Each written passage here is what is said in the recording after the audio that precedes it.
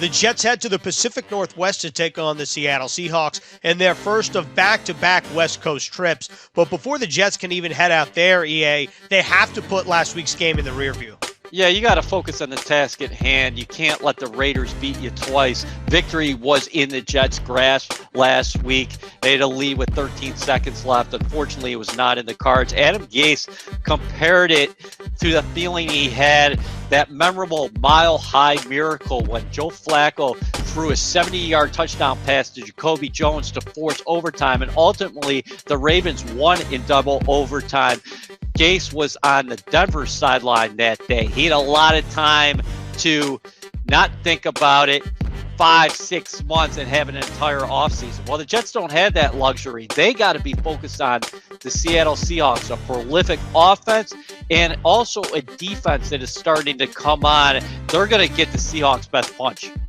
And the Jets offense needs to come out fast because that hasn't been the case on road games so far, and that definitely needs to change if you want to have a shot Sunday. Throughout the year, the Jets have definitely played better at MetLife Stadium. But they did lose by one possession against the Chargers, but they started very slow in that game. One thing the Jets do have going for them, 6 consecutive games they've scored on their opening possession, including last week when they scored a touchdown. This team needs to feel good about itself early, and I think it would go a long way if they can continue that streak and take a lead over the Seahawks.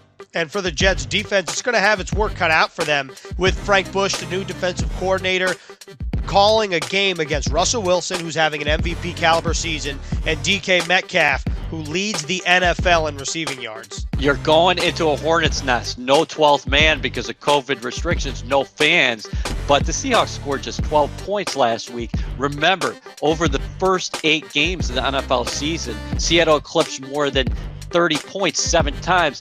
DK Metcalf, what a weapon. More than 1,100 yards receiving already. Tyler Lockett in line for his second consecutive 1,000-yard season.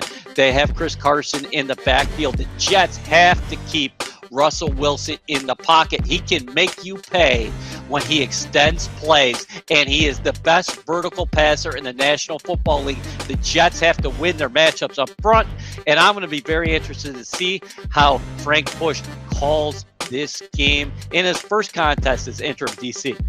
And we'll see if the Jets have Bless Austin back in the lineup Sunday against Russell Wilson and company. Jets Seahawks Sunday, Week 14.